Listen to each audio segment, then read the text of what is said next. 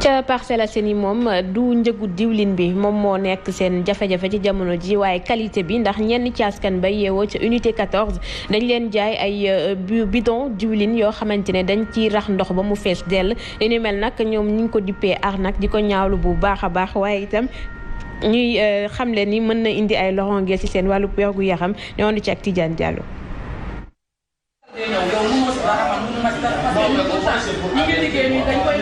ca Parcelles Assainies la xewee benn jaaykat moo doon jaay diwlin bu baaxul ay commerçant ak ay chef de famille.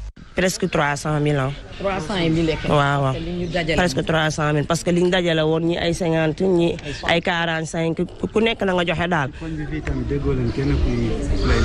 non d'après ñun suñu enquête dañ ñu ne ci tali bi moom daanaka fi la yendu parce que ñu bëri bi ñu dugalee vidéo yi après jële ko bi ñu bëri ko reconnaître ne kii waa ji di fi la yendu topp boutique yeeg yooyu ku nekk mu naan la soxla woo suukar ak diwlin mais ñëpp a rejeté ñun daal la am. affaire bi metti nañu pour bañ mu def ko keneen daal. ñoom ñu ngi woo seen dëkkandoo yi nañu moytu ndax ku koy jaay mu ngi ci koñ bi. appel population bi daal pour ëllëg rek mu bañ ko def suñu yeneen moroom jigéen yi nga xam ne dañuy liggéey. ñoom ñu ngi ñu xamal ca Mbaaw am na tamit ñi fay jaay diwlin bu bon. mu ngoog muy Mansour ñi porox ndoll ci jafe-jafe yi nit yi di am ngir mën a def seen ay ñombe. mbonte moog dunda ànd. c'est-à-dire que dafa laaj vigilance. et puis jéem a ñoom def ay enquête ba xam ki leen jaay diw gi mais nag bu fekkee xool nga histoire bon ñun ñi amoon chance dëkku ci ay village doon dem ci ay luuma wala suñuy waajur yi dem ci ay luuma yàgg nañu dégg lu mel nii. diwtiir bu ñu def rek fël-fël jaay la ko. ak yeneen yoo xam dafay am limon bi ñu jël doomu cerise dëbb ko mu xaw xam dafay forox comme limon ñu pàccal ko kii ko def ko limon jaay la ko litre 1000 francs te xam nga cerise moom daanaka boo jëndee njëgu 100 francs am ci siwo donc yu mel noonu dafay yàgg di am phénomène la quoi yi ànd ak dóorkat yi moom ak société bi ñoo ànd donc ñoom nañu gën a comme ni ndaw si wax rek nañ ko dénoncer siiwal ko pour mën a alerter ñeneen ñi et puis ñu leen di ñaax itam xadi fi jamono toll dëgg-dëgg nañuy jënd ci palaasu jëndukaay yi ceeb jënd ko magasin diw jënd ko boutique nit ku yow ab charrette tam rek ñëw di la jaay diwlin duy dugal ci biir xamoo diwlinu gerte la xamoo diwlinu lu mu doon itam daa dalul xelit nag xam nga yooyu itam dafay tënk ci càggante goo xam ne jamono weesu na foofu nañuy jënd diw ci jëndkaay ba di jënd ceeb ci jëndkaay ba lu ko may lii moo leen ci fekki ne ko dëgg yàlla waaye ndax Fatou Abdou lii firndelul rek sonn bi askan wi sonn ba bu ñu gisee ñu leen di jaay njëg bu gën a yomb duñu vérifier dem jëndi ko loolu moom moo am parce que li tax moom mooy da ngay dem ci boutique boo xamante ne tey lu ñuy jaayee ñaar fukk mu jàpp ne yow kat soli nga marché ba boo demee tey dégg na turuk yokku rek boo demee da koy yokk sans pour autant moom mu xam njëg li parce que jàpp na ne fi mu toll nii lépp yokku la ñu ngi ko doon wax keroog socc bi ñu jàpp ne dañ koy yokku sax boo duggee ci boutique ne ko socc bu fukki dërëm mun la socc bi léegi ñaar fukki dërëm lay jar raison pour laquelle bu askan wi gisee ne nga war a jënd ceeb wala jënd la nga xam ne moo koy ndugg nga gis diw goo xam ne amaana yomb na nga dem dugg ci ndax litre diw mi ngi jar fi mu toll nii 1800 ci yu bari boo gisee ko xam ne mën na laa jaay xëy na 1300 1400 nga dugg ci mais man je pense que loolu ba tey dafay revenir ci rôle des services du ministère du commerce beneen bi mooy les services d'hygiène xale ñun bi ñuy xale boo toogee ci koñ bi da nga daan gis ay ñu sol ay yére kakki yoo xamante ne dafay mel ne lu meuf te meuvul ñu dugg ci biir koñ bi àndandoo groupe dugg ci boutique bi borom boutique bi di patiner ñu lëlmbët yëndu xool bindal ko borom boutique bi di négocier yenn saa yi sax xëy na négociation am mais yenn saa yi ñu bindal ko mu dem fay ñun toog nañu fii ci sunu ay rédaction wax du benn du ñaar ne service d'hygiène Sénégal outillé wuñu leen amuñu les moyens ñu dem ba jëmmi jamono ñu ne kat xëy na amoon na ay jamono mu gën a metti waaye fi mu toll nii defaraat nañu ko saytuwaat nañu ko jox nañu leen au moins yenn outils yi anañu man daanaka lu ëpp ñeenti at gisuma benn service d'hygiène man musuma dugg ci boutique ba jàkkaarloo kenn koo xamante ne dina ma wan ne kii dafa ñëw pour saytu l'hygiène parce que foofu ci Parcelles Assainies nga xamante ne mbir yi am na foofu ngay duggee ci boutique boo xamante ne boutique tey boo xamante ne hygiène ba ça laisse à désirer noonu ngay duggee Médina noonu ngay duggee beneen localité noonu ngay demee Pikine te amaana di nga dox ci marché di jaabantey marché lu tolloog ñaari at pour nga saytu gis koo xam ne dafay saytu hygiène c'est tout un problème léegi nag bu ñu leen bàyyee ñoom ñu def lu leen neex askan wi malheureusement ñoom la ñuy bàyyi ci seen i copp ci seen i jafe-jafe rek mu ngoog Fatou Abdou ñu wax nag ci ñi doon liggéeyee ci hôpital Aristide Le Dantec ñaari ayu bés ginnaaw bu ñu leen tàmbalee di yóbbu ci yeneen i bërëb opération bi mu ngi am ci ni mu waree bu ñu sukkandikoo ci autorité sanitaire yi centre dialyse bu hôpital bi ñu toxal ca hangar wu pèlerin daanaka amul benn jafe-jafe bu ñu am bu weesoo yenn jumtuwaay yi nga xamante ne dafa di suñu débranché woon Adjaratou Aïcha ñi ngi sekk na waxtaan ak directeur bu hôpital bi mu di Babacar Thiandoum ñu déglu ko.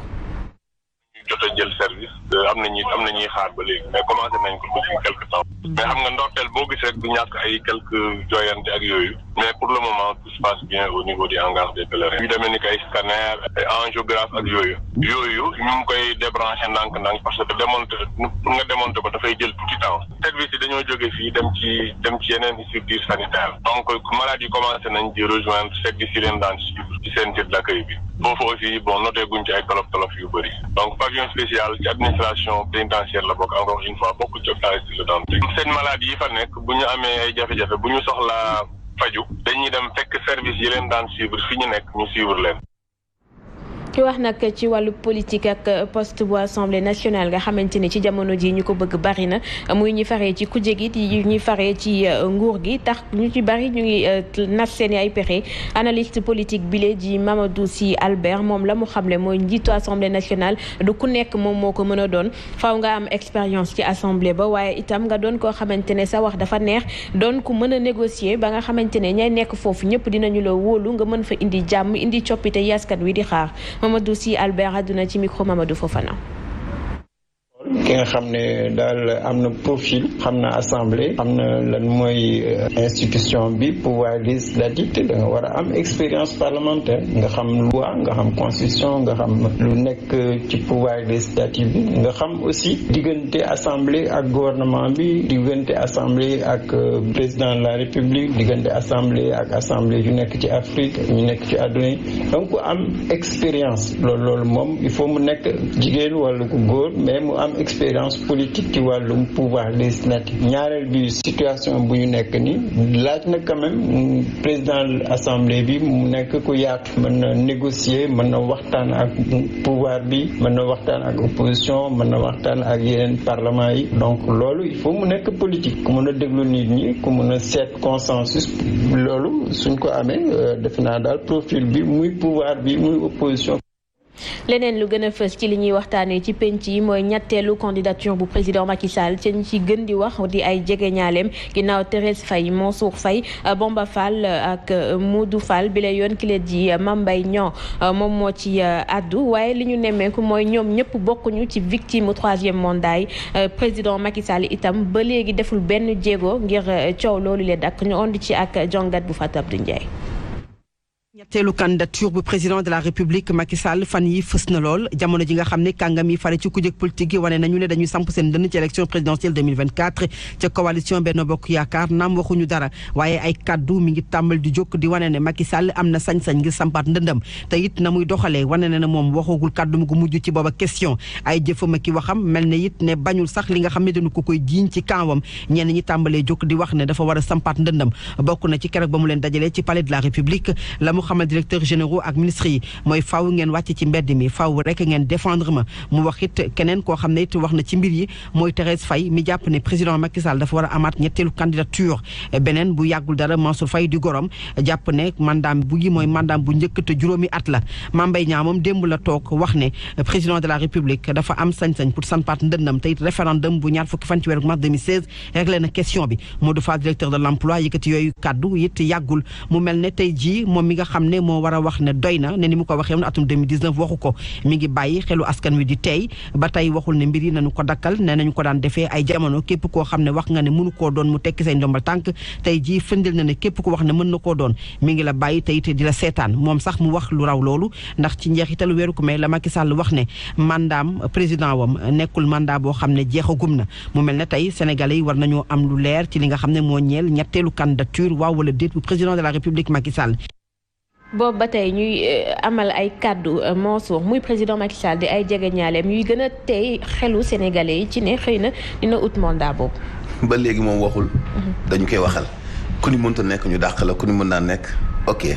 tu restes gis nga xadi constitution kenn mënu ko interpréter ba soppi lu ñuul ci kaw lu weex. président Macky Sall am na Sénégal ñaari mandat bii dafa fekk dëkk bi amul constitution wala déet. soppi nañ ci benn article lu mën di am constitution bu Sénégal la bi la tënkoon ñaar fukki at ci ginnaaw moo la tënk ci at mi ñu nekk. muy constitution bu Sénégal ci la ñu sukkandiku fal ci Abdou Diouf. fal ci Abdoulaye Wade fal ci président Macky Sall di ci fal keneen ku koy remplacer.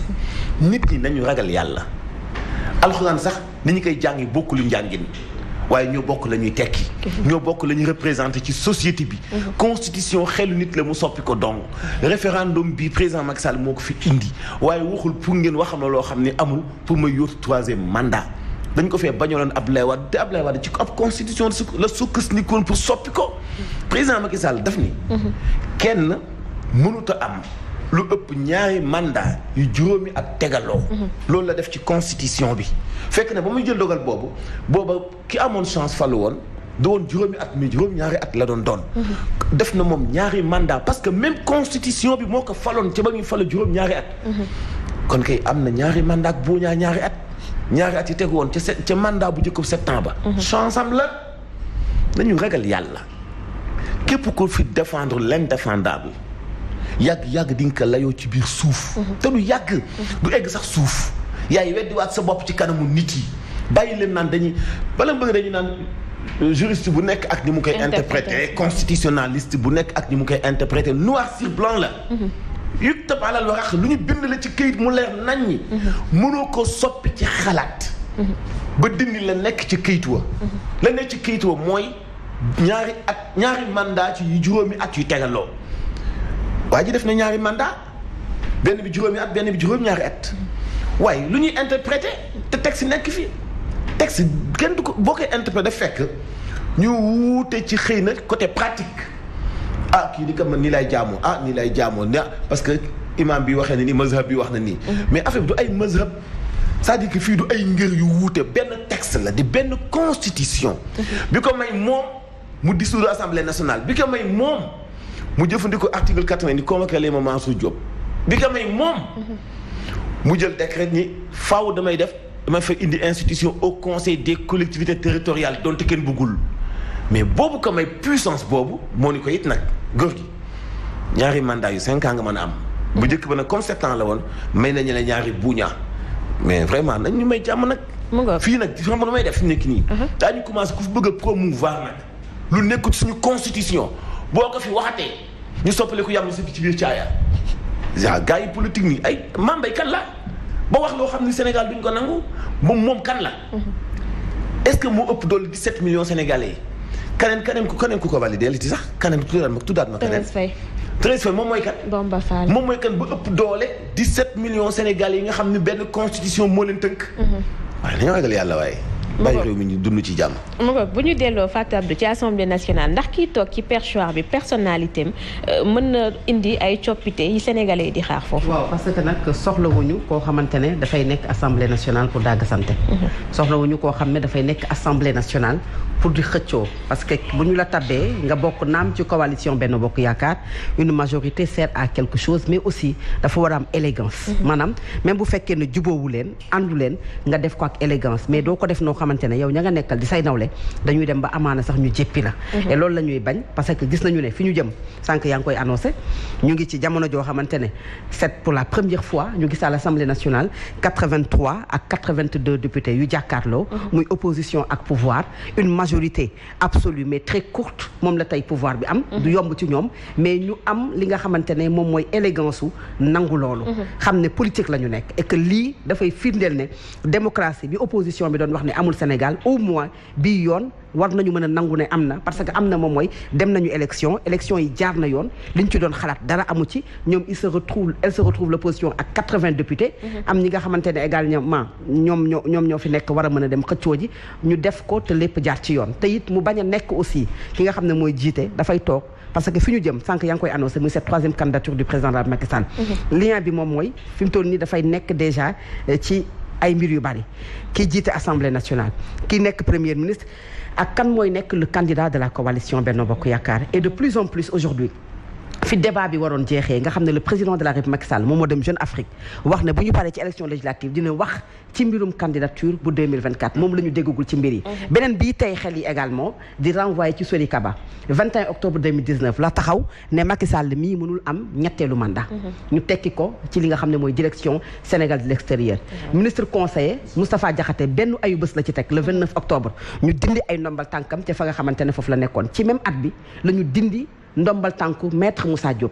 ci fa nga xam ne moom mooy Dakar Dem Dikk. aujourd'hui mu wax leen ne bu ci kenn yeyti yàbbi même sur les plateaux koo ci interroger du ci nangoo wax. mais bu ñu toogee ci meeting wala ñuy dem de plus en plus ci ay élections opposition bi di déclarer sa candidature ngay dégg wax nga ko sànq Thérèse Faye Mansour Faye Modou Fall directeur de l'emploi Mame Mbaye Niang Bamba Fall entre autres yoo xamante ne ñi ngi koy muntee di ko layaamee ci suuf une troisième candidature du président alors que ki nga xam ne mooy Ismaïla Madior Fall moo waxoon ne c'est le deuxième et le dernier mandat de Macky Sall moom également ñu déggoon ko mu wax ko et 2019 dafa sifflé woon la fin de la récréation je pense que jot na cette fois-ci mu siffler la fin de la récréation wax li nga xam ne moom lañ bind ci constitution bi constitution bi li ñu ci bind interprétation lu mu bari dëgg benn dëgg kese la fukki dëgg amul juróom-ñaari dëgg amul benn dëgg moom moo am nul ne peut faire plus de 2 mandats consécutifs et Sénégalais yi loolu lañ jàpp et man ma gëm ne pour la morale et l'éthique bi nga xamante ne président de la République Macky Sall wax na ne moom daf koy incarner dina jëfandikoo loolu que il ne peut pas faire plus de 2 mandats consécutifs. Fatou Abdou ñu wax nag ci xalif général Mouride yi nga xamante ne amaloon na lancement activité yi ñeel grand magal bu Touba bu atum ren ci déclaration bi mu def ci fan bu njëkk ci weerub safar bi Serigne Mountakha Mbacké daal di woo taalibe yi ci ñu wàccaay kaamil waaye itam jàng ay xasaayid ñëwoon di ci déglu benn pàcc ci déclaration.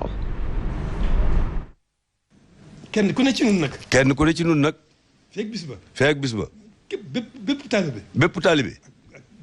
képp ku bëgg Sëriñ Tuubaa. ak képp ku bëgg Sëriñ Tuubaa. na nga am pasteefu. jàng ab kaamil. tàmbalee ko cant gi. cant gi ñuy war a sant Sëriñ Tuubaa. cant gi ñuy war a sant Sëriñ Tuubaa. ak di ko santale. kenn mënoo ko. ku yàlla dogal mënoo ko. am na ñu ko mën ca sa wet. am na ñu ko mën ca sa wet. nga seral xolub ku la ko jàngal. nga seral xolub ku la ko jàngal. ñu góorgóorlu bu baax. incha allah alhamdulilah rabbil alamin. kon nag gannaaw bis bi mag bii di ñëw. benn bis bu ko kawee. benn bis bu ko kawee. te bisu cant rek la. ndax bisu cant rek la. nañ ko waajal bu baax a baax a baax a baax. luñ mën a dolli ci cant gi nag. luñ mën a dolli ci cant gi nag. ci xeeti yu baax yëpp. ci xeeti yu baax yëpp. luñ ca mën rek nañ ko def.